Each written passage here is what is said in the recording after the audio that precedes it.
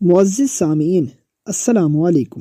آج جس کتاب کی ریکارڈنگ آپ کے سامنے پیش کی جائے گی اس کا عنوان ہے داستان یوسف علیہ السلام۔ اس کے مصنف ہیں علامہ محمد اسحاق دہلوی۔ اس کتاب کے لیے ہم سے تعاون کیا ہے شہزاد اقبال حسین نے۔ میں ہوں صداکار محمد محسن اور یہ recording national audio library for the blind کی جانب سے پیش کی جا رہی ہے۔ صفحہ نمبر 74، محل میں داخلہ۔ حضرت یوسف علیہ السلام کو نہایت عزت و احترام کے ساتھ شاہی محلات کی طرف جب عزیز مصر لے کر چلا تو وہاں پہلے ہی شاہی محلوں میں ایک دھوم تھی آپ کے استقبال کے لیے، اور بے حد تیاریاں ہو رہی تھی۔ نیز بادشاہ ریان کا یہ حکم تھا کہ آج ہمارے محل میں وہ صورت آنے والی ہے جس کے سامنے چاند اور سورج ماند ہیں، اس لیے ہم چاہتے ہیں کہ آج شاہی محلات سجائے جائیں اور جتنا بھی بناؤ کیا جائے کم ہے۔ پس آج تمام حسینان مصر انتہائی زرق برق لباس اور زیورات سے آراستہ ہو کر موجود رہیں، تاکہ حضرت یوسف علیہ السلام بھی جان لے اور اسے معلوم ہو جائے کہ حسن میرا ہی حصہ نہیں ہے۔ مصر میں بھی بڑے بڑے حسین و جمیل موجود تھے، غرض یہ کہ بادشاہ ریان بن ولید نے اپنے محل سرائے میں وہ سامان مہیا کر لیا جس سے اس کے خیال میں حسن یوسف ضرور ماند ہو کر رہے گا۔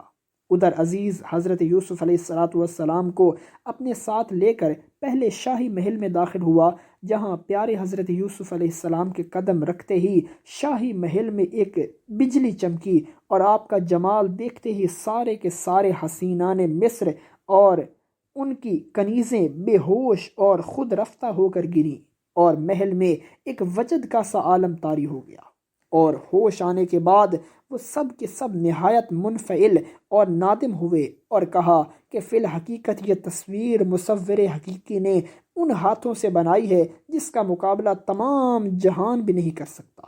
بالآخر بادشاہ مصر پکار اٹھتا ہے اور کہتا ہے، اے عزیز مصر، یہ کیا چیز ہے جس کے آگے ماند ہے ہر ایک شے؟ یہ محل میں آج جو لایا ہے تو کس کے لینے کی ہے جستجو؟ آہ کس کر میں رکھے گا تو اسے، کر سجایا بھی کوئی اس کے لیے؟ جس صدف کا یہ در شہوار ہے فی الحقیقت وہ بڑی سرکار ہے۔ آج تو وہ چیز لایا اے عزیز جس سے بس جاتی رہی عقل و تمیز، ہاتھ ملتا تھا وہاں ہر ناز و نین، ہائے ایسی شے کبھی دیکھی نہیں۔ جب وہاں بڑھنے لگی یہ گفتگو، لے گیا ان کو عزیز نیک خو۔ القصہ، عزیز مصر حضرت یوسف علیہ السلام کو اپنے محل سرائے کی طرف لے کر چلا، جہاں زلیخا پہلے ہی تیاریوں میں مصروف تھی، اور اس نے محل سرائے کو اس درجہ آراستہ و پیراستہ کیا تھا کہ ایسی تیاریاں ریان بن ولید شاہ مصر کے محل میں بھی نہ ہوتی تھی۔ غرض یہ کہ عزیز مصر پیارے حضرت یوسف علیہ السلام کو لے کر اپنے محل سرائے میں پہنچا، جہاں ایک ایک شے نے آپ کا استقبال کیا اور بے حد سرور و شادمانی کا جوش و خروش ظاہر ہوا، اور زلیخا کو آج 3 سال کے بعد وہ صورت نظر آئی جس کے لیے 3 سال تک ماہی بے آب اور بے قرار و بے تاب تھی۔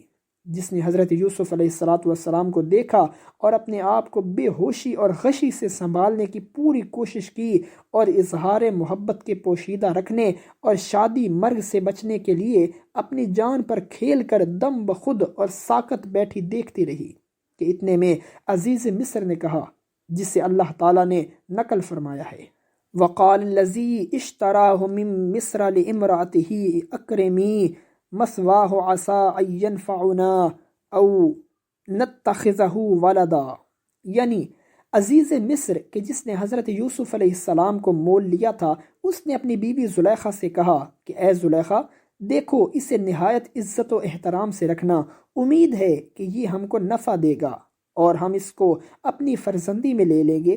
جسے سن کر زلیخا نے بے حد خدمت و مدارت کا اقرار کیا اور اپنے دل میں کہا، اے عزیز، جو کچھ اللہ کو منظور ہے وہ ہوگا۔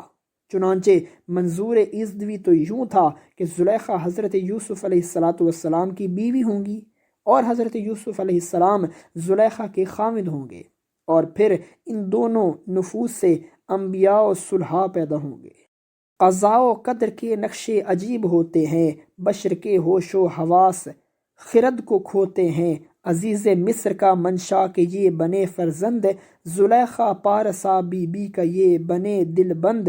عزیز مصر کا چاہا کبھی نہیں ہوگا، عزیز ہوگا وہی جو ہے مرضی مولا۔ قضاء و قدر کی اس کو خبر نہ تھی اصلاً، بنے گا ایک یہی خاوند بس زلیخا کا۔ یہی ہیں طالب و مطلوب لوح قسمت پر، انہی کے عشق کی ہوں گی شہرتیں گھر گھر۔ انہی کے عشق و محبت کی پٹیاں ہوں گی، انہی کی حشر تک بس کہانیاں ہوں گی۔ انہی کا قصہ دلکش، انہی کا ہجر وصال، زبان خلق پر چڑھ کر رہے گا ان کا حال۔ وَكَذَلِكَ مَكَّنَّا لِيُوسُفَ فِي الْأَرْضِ وَنُعَلِّمَهُ مِنْ تَعْوِيلِ الْأَحَادِيثِ وَاللَّهُ غَالِبٌ عَلَىٰ أَمْرِهِ وَلَٰكِنَّ أَكْثَرَ النَّاسِ لَا يَعْلَمُونَ۔ ترجمہ: اللہ تعالیٰ ارشاد فرماتا ہے کہ ہم نے حضرت یوسف علیہ السلام کو مصر میں جگہ دی، اور جس سے ہمارا اصلی مقصود یہ تھا کہ ہم یوسف علیہ السلام کو خواب کی باتوں کی تعبیر دینی سکھائیں، اور ہم اپنے ارادے کو پورا کرنے پر ہر طرح قادر ہیں، مگر اکثر لوگ اس بات کو نہیں مانتے۔ صفحہ نمبر 76۔ یوسف علیہ السلام کی جوانی۔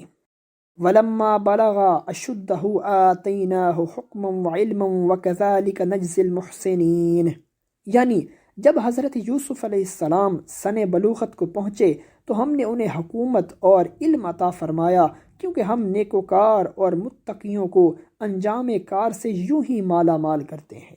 القصہ: ادھر پیارے حضرت یوسف علیہ السلام بالغ اور جوان ہوتے ہیں، ادھر زلیخا ان کے بنانے اور سنوارنے میں، خاطر و مدارت میں اس درجہ مصروف رہتی ہے جس کی کچھ انتہا نہیں۔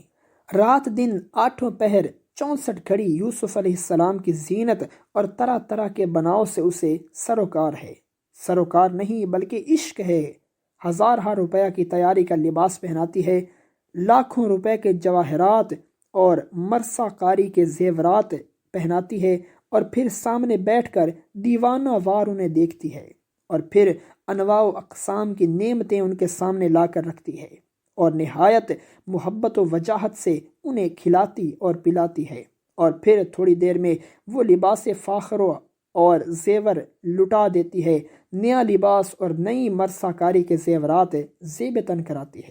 غرض یہ کہ مدت دراز اسی پیار کے شغل میں گزارتی ہے، اور صورتحال یہ ہے کہ جتنا ان لباس اور زیورات سے جمال یوسف دوبالا ہوتا تھا، اتنا ہی زلیخا کے دل میں شعلہ عشق بھڑکتا تھا، اور وہ از خود رفتہ ہو جاتی تھی۔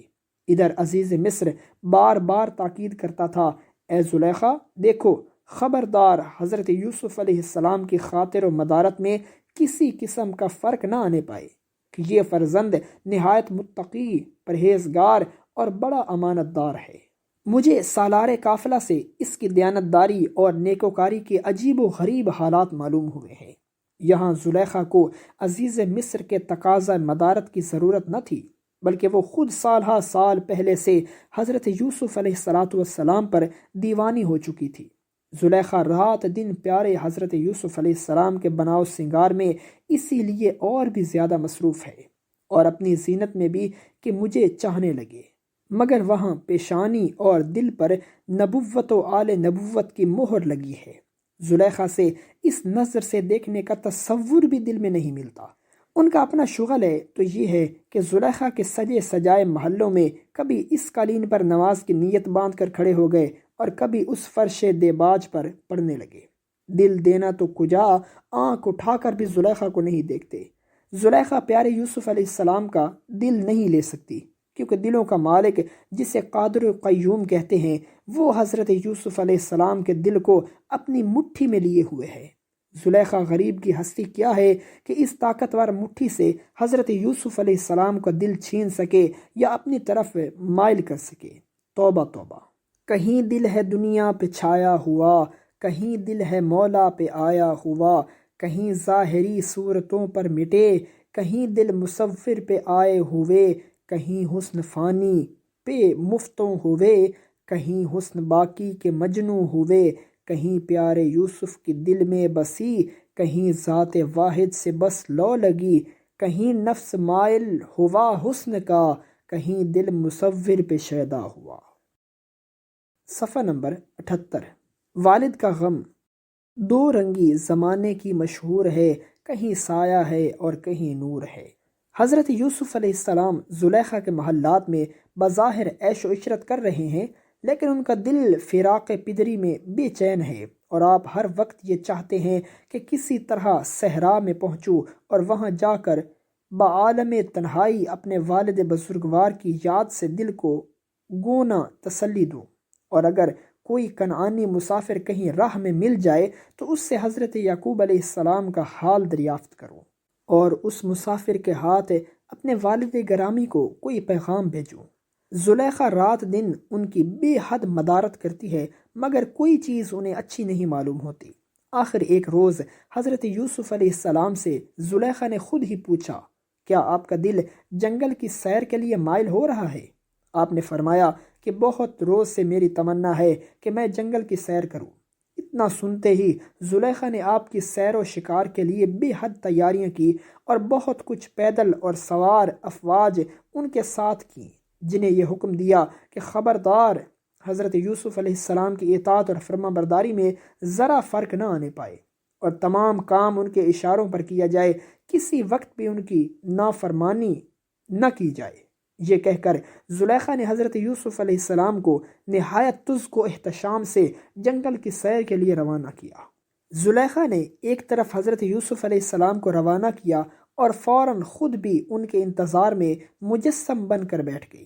ادھر حضرت یوسف علیہ السلام ماں اپنے جلوس فاخرہ کے جنگل میں پہنچے، اور ادھر ادھر پھر پھرا کر اس مقام پر کہ جہاں کنعان کی طرف راستہ جاتا تھا آ کر کھڑے ہوئے، جن کے یمین و یسار تمام فوج دست بستہ ادب کے ساتھ ایستادہ ہو گئی، اور آپ نے تمام افواج کو مخاطب کر کے فرمایا، جان و دل کو کس طرح راحت ملے، کس طرح تسکین ان کو ہو سکے، کیوں کر ہو آرام، کیوں کر ہو قرار، قلب پر ہے کہ ہر شے کا مدار، کیوں کر اس گلشن میں اس کا جی لگے، جو جدا بچپن میں ہو ماں باپ سے، باپ جس کا ماہیے بے آب ہو، کیا بھلا معلوم ہو فرزند کو، عیش و عشرت خار ہے اس کے لیے، ہو فراق والد ماجد جسے، آہ جس فرقت سے ہوں میں نیم جاں، ہیچ ہے یہ عیش یہ محل و مکاں، کیا کہوں اے بندگان ایزدی،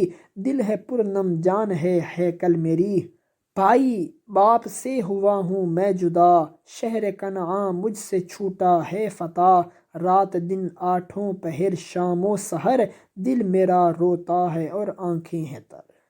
پیارے حضرت یوسف علیہ السلام والد ماجد کے فراق کا صدمہ دلی افواج کے آگے بیان کر رہے تھے، اور کسی قدر اپنے دل کی بھڑاس نکال رہے تھے کہ مدبرین اور افسران افواج آپ کو تسلی اور اطمینان دیتے ہوئے محل سرائے میں لے آئے، اور خفیہ طور پر زلیخا سے آپ کا حسن و ملال بیان کیا۔ زلیخا آج سے حضرت یوسف علیہ السلام کی خاطر و مدارت میں اور بھی زیادہ سرگرم ہوئی، تاکہ حضرت یوسف علیہ السلام کا رنج و الم دور ہو اور آپ کا دل بہلے۔ کچھ روز کے بعد پھر آپ نے صحرا میں جانے کی درخواست کی۔ زلیخا نے اسی پیمانے کی پیاری لور جلوس کے ساتھ آپ کو جنگل کی سیر کے لیے روانہ کیا، جہاں پہنچ کر آپ نے وہی بیان رقت انگیز اور درد آمیز شروع کیا، جس کو سن کر فوج کے بھی آنسو جاری ہو گئے، اور اقلائے افواج ان کو سمجھا بجھا کر پھر محل سرائے میں لے آئے۔ تھوڑے دنوں بعد حضرت یوسف علیہ السلام نے پھر اسی طرح صحرا میں جانے کی درخواست کی، اور یہ تیسری مرتبہ ہے۔ چنانچہ اس مرتبہ زلیخا نے بے حد تیاری کے ساتھ آپ کو صحرا کی طرف روانہ کیا۔ غرض یہ کہ اس مرتبہ صحرا میں پہنچے تو آپ کی حالت فراق حضرت یعقوب علیہ السلام میں بہت بے چین تھی، اور آپ چاروں طرف دیکھتے تھے اور روتے تھے، اور سب طرف سے پھر پھرا کر راہ کنعان پر آ کھڑے ہوتے تھے۔ ہر چند آپ کے مصاحبین اور عقلاً سمجھاتے تھے اور تسکین و دلاسا دیتے ہیں، مگر آپ کا دل ہے کہ بھرا چلا آتا ہے، اور آنسو ہے کہ انڈیلے چلے جاتے ہیں۔ آخر آپ سے ضبط نہ ہو سکا اور آپ نے زبان حال سے آسمان کی طرف منہ اٹھا کر یہ کہنا شروع کیا جس سے سننے والوں کے دل ہلتے تھے اور ان کی آنکھیں آنسو بہاتی ہیں۔ حضرت یعقوب کہیے آپ کا کیا حال ہے؟ آپ کا یوسف تو اس فرقت میں بس پامال ہے۔ دل بھر آتا ہے اے والد تمہارے واسطے، کس طرح یوسف تمہارا آہ تم سے آ ملے۔ کون جا کر آپ کو تسکین دے اے والدی، کون جا کر آپ کو آخر سنائے یہ خوشی، کون جا کر یہ کہے اے حضرت والی تبار، آپ کا یوسف ہے بس زندہ سلامت برقرار۔ مصر میں شاہی محل ہے اس کا بس جائے قیام، کم نہیں ہے قید خانے سے بس اس کی صبح و شام۔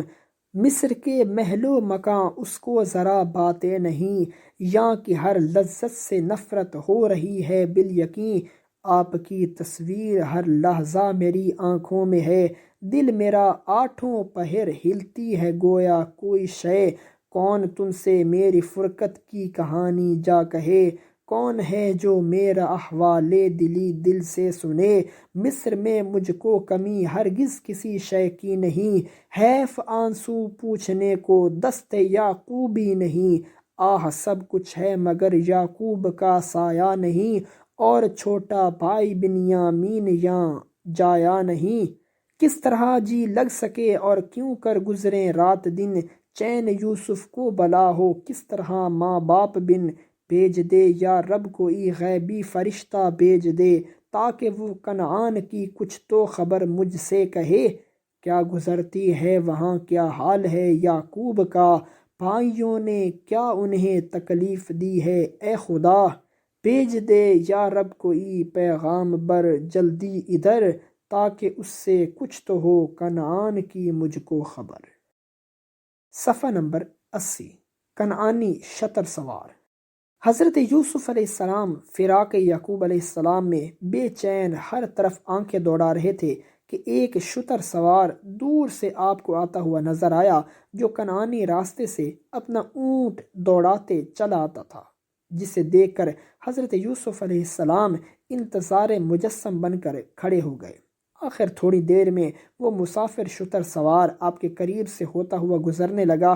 آپ نے اسے آواز دی اور روکا اور فرمایا، حضرت یوسف علیہ السلام، کون ہے تو اے مسافر اے سوار، دل میرا تیرے لیے ہے بے قرار۔ کس جگہ رہتا ہے تو اے نیک ذات، راہ کنعاں کیوں کر آئی تیرے ہاتھ۔ کس جگہ کس شہر سے آیا ہے تو، کس جگہ کس شہر کو جاتا ہے تو۔ شتر سوار، ہوں میں کنعانی مسافر اے جناب، مختصر ہے بس یہ اخکر کا جواب۔ ہوں پڑوسی آل اسرائیل کا، جس جگہ وہ ہیں وہیں گھر ہے میرا۔ دامن یعقوب کے سائے میں ہوں، آج کل ہے جن کی بس حالت سبوں۔ مصر جاتا ہوں تجارت کے لیے، کھانے پینے کی فراغت کے لیے۔ حضرت یوسف علیہ السلام، سنتے ہی یعقوب کا نام حبیب، گر گئے بے ہوش ہو کر یہ غریب۔ پھر گیا آنکھوں میں وہ گھر وہ سماں، اپنا مسکن اور اپنا وہ مکان۔ سنتے ہی یہ ذکر یوسف سن ہوئے، اور وہیں بے ہوش ہو کر گر پڑے۔ شتر سوار، دیکھا جب بے ہوش ہو کر یہ گرے، ہوش پردیسی مسافر کے گئے۔ اونٹنی پر سے وہیں کودا غریب، اور آیا پیارے یوسف کے قریب۔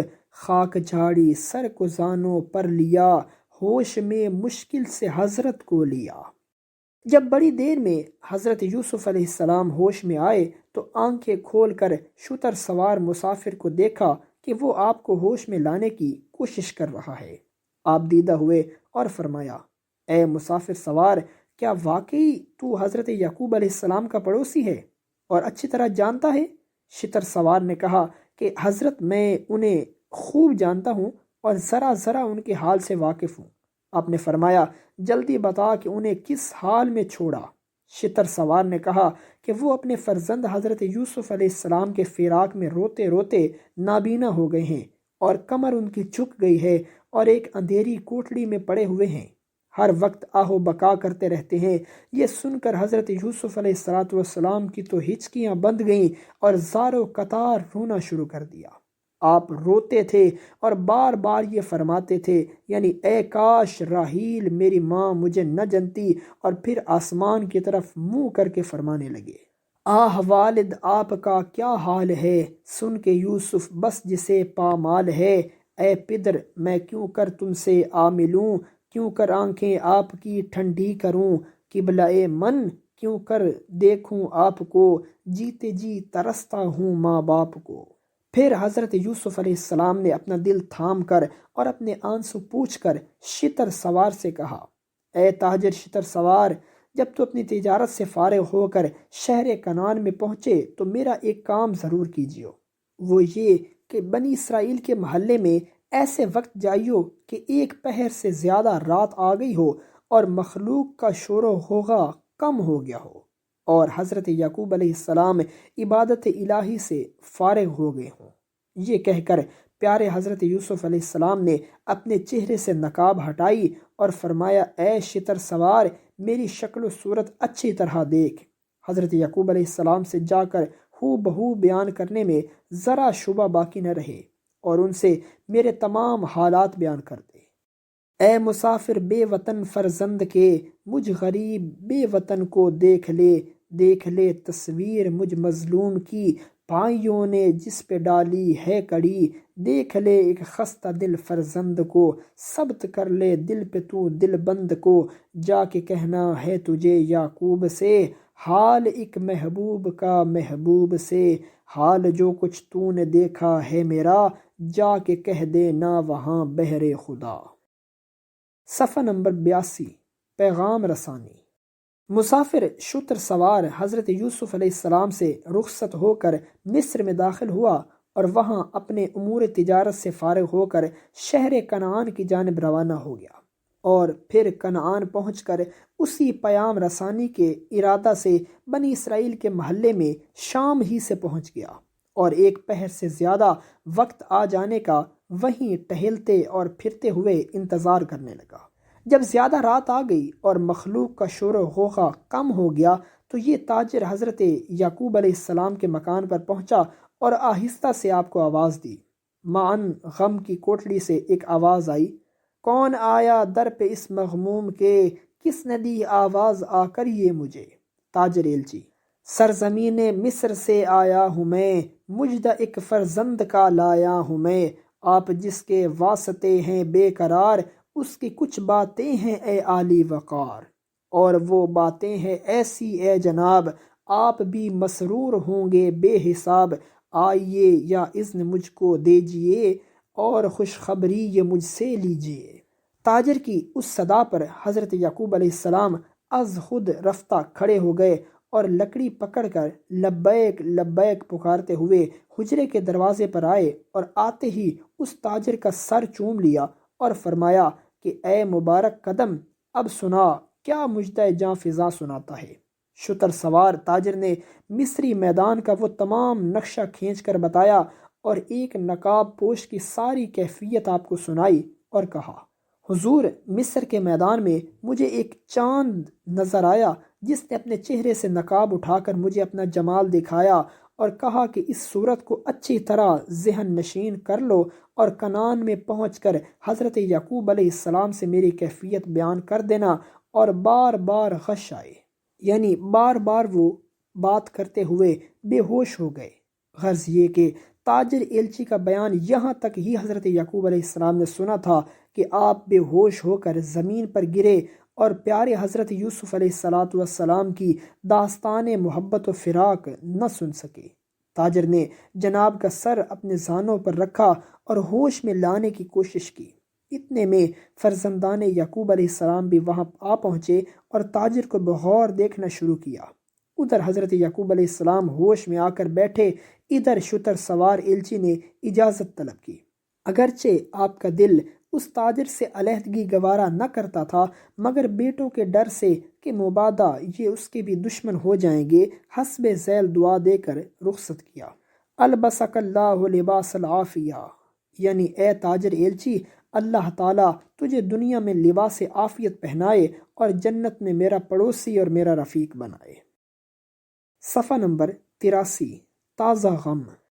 حضرت یعقوب علیہ السلام تاجر ایلچی سے اپنے پیارے حضرت یوسف علیہ السلام کے اتنے پتے سن کر اس قدر مغموم ہوئے اور اتنا صدمہ کیا کہ آپ کا وہ شجر فراق کا غم تازہ ہو گیا، اور اس درجہ علم ہوا کہ گویا پیارے حضرت یوسف علیہ السلام سے آج ہی بچھڑے ہیں اور آج سے مفارقت ہوئی ہے۔ خیر جوں توں کر کے تاجر ایلچی کو آپ نے رخصت کیا، اور آپ کی حالت اب اپنے نور عین کے فراق میں اور نازک ہو گئی۔ فرزندان یعقوب علیہ السلام آپ کو ہاتھوں ہاتھ حجرے شریف میں لے گئے۔ آپ اپنے یوسف علیہ السلام کے لیے کبھی روتے تھے اور کبھی بے ہوش ہو جاتے تھے۔ غرض یہ کہ تمام رات آپ کی عجیب حالت رہی۔ اس حالت میں آپ نے ارادہ کیا کہ اپنے تمام فرزندوں کو بلا کر یہ امر آشکارا کروں اور ان سے کہوں کہ دیکھو، میرا نور عین یوسف علیہ السلام مصر میں موجود ہے، اور وہاں میرے لیے وہ کتنا بے چین ہے اور میرے فراق میں وہ کیسا تڑپ رہا ہے۔